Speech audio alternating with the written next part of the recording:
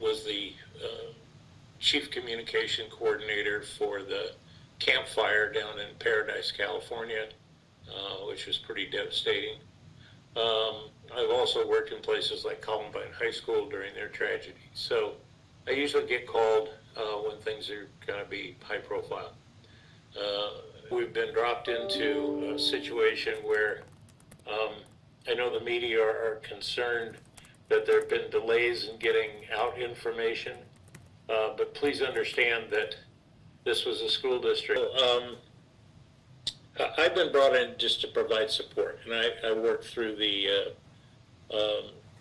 Northwest Region Service District, and they provided me to spend time for the next couple of months with the district, trying to help with its communications. So yeah, and I was saying there have been concerns that we've been a little slow in getting to the community with information. That's largely a result of two things. One, we right now have the superintendent on leave, the high school principal on leave, and we've got the president, chair of the board, who has resigned. So that left a leadership void, so we didn't really know who was going to be leading the system. And the second part was we have a lot of details that we need to figure out.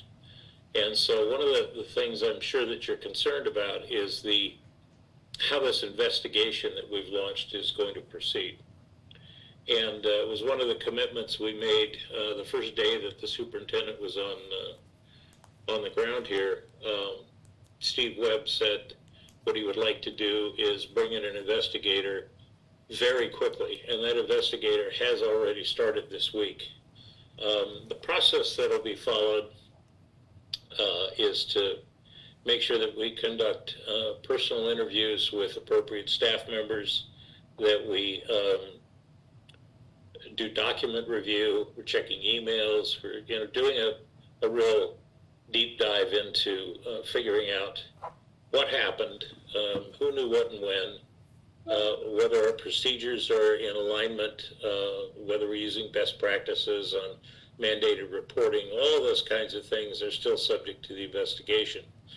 Now, the investigation is going to proceed. We obviously have a gap with the winter break starting on the 20th, but we will resume it in January. And we should, the commitment was between 45 and 60 days have a final report. That final report will be made public. I think it's important for our community to know that and to be able to see the details to the extent that we legally can put them in there, because we do have to respect the due process rights and the privacy rights of the individuals involved. So we'll make sure that we can give you whatever we can give you legally when that report is finished. It is important that we not release the details of that investigation piecemeal, partly because it jeopardizes the integrity of the investigation, because people talk to each other, well, what did you say, all that sort of thing.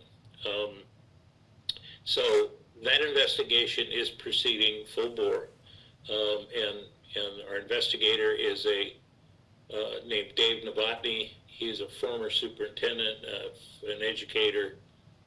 He's also a private investigator, and so he's done a lot of these kinds of personnel-related investigations. Keep in mind that this investigation is an internal investigation being conducted by the school district in collaboration with and cooperation with law enforcement's investigation, which deals more with the criminal side, and we deal more with the professional misconduct issues. So there's more that we'll be able to talk about that. Probably at our next briefing, we'll have a short update and another one before the 20th. So that's me. That's why I'm here. I'm glad to help out. This is a very small district. It doesn't have a lot of bandwidth. It's not a large district that normally in media markets would have lots of folks who could help. So we ask for your your patience and your understanding and support as we try to navigate our way through this. So we've sent you in advance sort of an FAQ sheet that we tried to pull together the most important questions and provide some answers for. We will also take from you any questions that you have right now so that we can upgrade and update that FAQ. We're trying to be as transparent as possible, and we know that our community is very anxious and they want some answers, and we're determined to get those to them as expeditiously as we can. So I think it's more important that we open it up to questions, and I think the way we'll handle this is if you could hit the raise your hand button or click on your microphone to let us know if you have a specific question. We'll see what we can do to answer. Yeah, Joni raised her hand first, and then we'll go to Christina after that. So, Joni? Hi, this is Joni from OPB. I was wondering if either Stacy or Thomas could give us an update on attendance at the high school. We've heard that there was quite a drop-off in attendance in the week or a couple weeks after this whole story broke. I was wondering if you had any specific info on that. We don't have specific details on that. I don't know, Stacy, if you've got anything more. Typically in a situation like this, parents will pull back and students will pull back. And one of the things I think that's important is to recognize and appreciate that your students have been given voice in this. They've taken to the streets a little bit, and they were one of the triggering factors for why the schools were closed for a couple of days. Now, keep in mind that once this sort of settles down, they will still need to get back into school because they're coming up on midterms and the rest of that. But we don't have any actual numbers. We can get back to you with that, with just a report out on what the attendance has been day to day, just to check those patterns. I appreciate the question.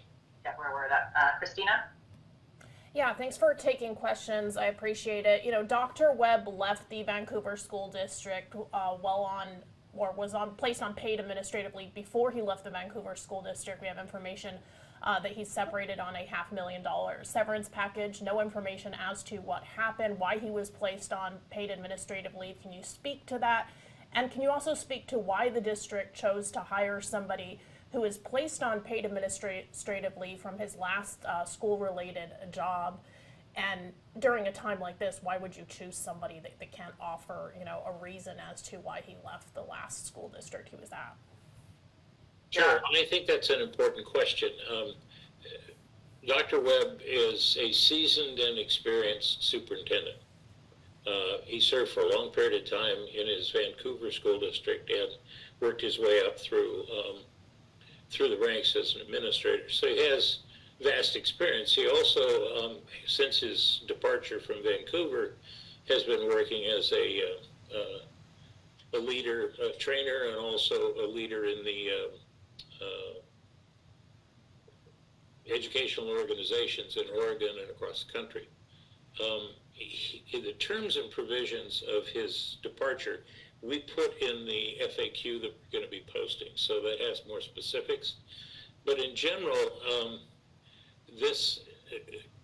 they agreed to disagree, and this happens fairly frequently in public schools, where when you have an election change and board members come in, they feel they have new mandates, new priorities, and they may decide that what they want is a change of direction in their leadership, not necessarily related to any conduct or behavior or cause or anything else. It's kind of like the general manager of a football team. You know, when the owner comes in, they want to maybe make a change, or the coach. So in this case, they agreed to disagree. We won't discuss the specific issues, but they agreed to part ways. Did that reasonably amicably, but they did have an agreement which was a non-disparaging agreement, and he got a severance package, which is part of the standard contracts that if you're in the middle of your contract, you can essentially be bought out of that contract. and so it wasn't for real cause. Now, why did we hire him? Well, he was available. He has a lot of expertise. He's known in the Northwest as a solid leader and has done trainings and things like that. So he was available. Some of that is the pressure from the local community to come up with leaders, a leadership position quickly. We took that into account. We didn't want to do a search, and we didn't want to get engaged in all sorts of delays more than we had. So we brought him in as quickly as we could. And it was important to get somebody from the outside too, as our community had stated. So if, Christina, I believe I sent that in the thing, but if you didn't get that in the questions, let me know and I'll send that to you. But we've made a statement on that this morning. Ezra.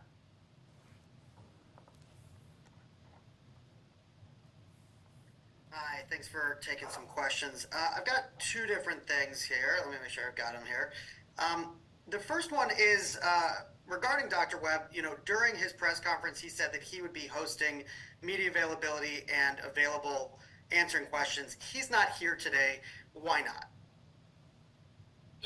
He had commitments back up at his home, and you know, he's been spending, as you can imagine, long days, long hours, and so he had a commitment back north.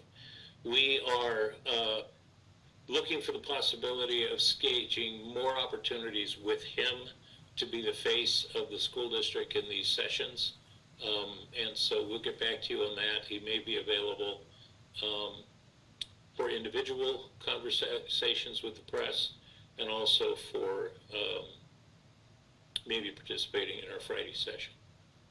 So he's not here simply because he had another commitment. And then in addition, how is the school supporting students as they deal with this situation? What resources are being provided? Stacy, I'm not sure, but typically in situations like this, the Education Services District will try to mobilize some counselors to come in, be available on campus. We can find the detail of how many have been assigned and check on that traffic, if you will. But yeah, obviously there is concern amongst the student body, and there's concern, I think, amongst parents and families. You know, how are my kids reacting or going to be affected by the news that's coming out about their teachers? Yeah, Ezra, I can get you a list of those agencies. Yeah, I think one of the things that I've heard from the community is that some of those resources were made available and then quickly disappeared. I guess my question is, what's the continuing commitment from the school district to support these students? Well, we have a commitment to make sure that our students' well-being is taken care of, and that we are responsive to their needs. I'll find out and get back to you guys what if there was some withdrawal of that. Was it based upon we needed to do the immediate couple of days, or are there ongoing commitments? I know that the regional service district has been committed to supporting students and to making sure that their voice is being heard, and that they also have the kind of services if this thing has caused emotional issues with them. So we'll get back to you, Ezra, on the numbers and a reference as to, again, how to access all of those services. Let's bring in Kaylin. Morning. Yeah. So one of the other things that I'd heard from community members is while they were protesting, teachers from St. Helens said that they had been emailing admin about the abuse and stuff. Is that true? Did you guys get reports from teachers about sexual abuse that weren't reported to the authorities? We're in the process through this investigation of doing a pretty good deep dive into any reportable incidents that have occurred and how they were dealt with. There has not been an uptick in new allegations of sexual misconduct, but there has been, as this broke in the news, obviously people are coming forward. So in the last month, just about a month since this went all public, we're looking for people to tell us and to tell law enforcement if there's additional allegations or victims that may be out there. But yeah, the investigation will determine what we knew, when we knew it, what we did about it, and when we should have known about it. So all of these things are a little bit premature because we, again, expect this weeks-long investigation to find out what happened. And we're committed to getting to the bottom of this and giving you continuing and final answers so you can have confidence and trust in the school district. Perfect. We have 10 minutes left. I'll let you know the next three so we can just kind of get that order. I have Kyle, Joelle, and Maxine. See if we can get this done in the next 10 minutes. Kyle? Thank you. I just wanted to follow up on that point specifically. So you'd mentioned that you're looking for people to tell you if there have been additional victims or allegations that are out there. Have you identified any additional victims or perpetrators? We have not identified any additional perpetrators. We are getting uncorroborated yet speculation maybe that there are more victims, but we can't say for sure. And we're working with law enforcement on that as well, because it's our role to support them as they're investigating to find out if there's anybody else that was affected by this. And then along those same lines, how might this independent investigation be impacted or potentially impeded by that ongoing criminal investigation? Well, I know that our acting superintendent, Steve Webb, met yesterday with the acting chief of police, and they have committed to meet a couple of more times personally to make sure that we are in fact in sync, collaborating and cooperating with each other, so that we're not stepping on their toes and they're not impeding our internal investigation. So we expect a good partnership with local law enforcement to make sure that we get to the bottom of this. Joelle? Thank you for taking questions. My question, I asked this a while ago, but to date, how many district staff members are currently on paid administrative leave in connection with these ongoing investigations, and what has that cost the district so far? Well, the individuals that are on leave are continuing to get their salaries because it's paid administrative leave. We have right now the superintendent, the high school principal, and the teacher, Stearns. Those three are on paid leave right now, pending the outcome of the criminal investigation. We have other people that might be on leave, but they're not related to this case. They could be for other things that are being investigated. From a personnel standpoint, some professional boundary that was violated or failure to comply with a practice that we have in the district. Those are protected under privacy, due process, and personnel policies. But right now we have the three, and we will obviously put on leave and remove from contact with students anybody who the law enforcement tells us is connected to these cases. Is the middle school teacher being investigated by police not also on leave, or the two other staff members being investigated by ODHS on leave as well? Like I said, we also continue to hear from parents and community members a concern about that process just because of how sensitive this issue is, feeling like they're paying for some of this stuff. So that's why I'm asking for not just the case of Stearns, but amid all these ongoing investigations, how many district staff members? We can get a hard number on that. We're trying to work with HR to separate out the ones which would not fall into allegations of sexual harassment, sexual assault. And there are various reasons that people would be put on leave. Being put on leave is not necessarily an admission of guilt. It's more to remove the employee from the situation while we look into and find the answer. I'll get back to you, Joelle, on that as we take a look at that list and see who falls within the category. Because I know that has been a speculation. How many teachers are out, and the middle school teacher as well. Perfect. I will let you know we are down to 6 minutes, and my Zoom will cut out, so we want to get to Maxine. So hopefully we get that in time. Thank you. Absolutely. Right. In the Q&As, there's a reference to a third-party investigator retained through the district's law firm. Is that the same as the Dave Novotny investigator? Yes. Okay, and then lastly, I wanted to get the payment for acting principal Christine Ellis, her 90-day contract. How much is she being paid? Well, I think I received a records request from you, if I believe correctly, and we're working on getting that sent out to you as soon as I have that. So that will be shortly. Yeah, the district has seen an uptick in Public Records Act requests, obviously, and we are bringing in, I think, some additional help to meet the obligations of timelines, and also to decide which is appropriate information, what has to be redacted. And Mr. DeLapp, are you on contract with the school district or through Northwest Education? I'm through the Northwest Region Education Services District. And for how long? Well, I'm probably going to be here until the investigation report is issued. So probably February. Absolutely.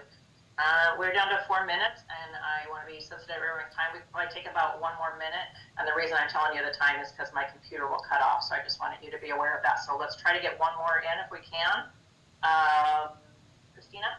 Yeah, thank you so much. TPSC's records don't show that Dr. Webb has an active Oregon license. I know that there's some regulations that allow for him to have a temporary license as an administrator. Is he pursuing that? Does he have one yet? Yeah, well, he had one obviously up in Washington, and there are provisions, and he is pursuing to be able to recognize the Washington one through Oregon. So he is pursuing that, and we'll let you know when that's occurred. Does he have the temporary administrative license in the meantime? The conditional administrative, he does have one? Yes. Okay. Yeah. Perfect. Okay, so I want to thank each and every one of you for joining Tom and I today. We really appreciate you taking the time and providing the questions ahead of time. We felt we could give you a little head start and then have more free time to answer questions that you had directed for us this morning. We will be hosting 2 more before the Christmas break. They will be each Friday at 10 o'clock, and I'll send out a link prior. If you have questions in the meantime, go ahead and send that my way, and Tom and I will work on getting those prepared for you ahead of time. But for now, we really appreciate your time. Thank you for your patience, understanding, and support. Let me jump in just with a final thing. Absolutely. From the communications team standpoint, we want to be as transparent with you in the media as we can, based on the law, but we also want to make sure that we are, in fact, responsive to what you are asking. So we will have these briefings so that you can all hear the same thing at the same time, but that we will also provide for as timely a response as we can to individual requests in the intervening days. And then if you have questions, we're not trying to script the answers. We're trying to make sure we're answering appropriately and accurately what you want. We're not trying to pull it off the top of our head or do it in a situation like this. So if we ask you for, what are your questions you'd like to see us address, if we haven't already put that up in our FAQ, then by all means let us know. That way we can be more prepared to help you. Thank you so very much. Appreciate your time.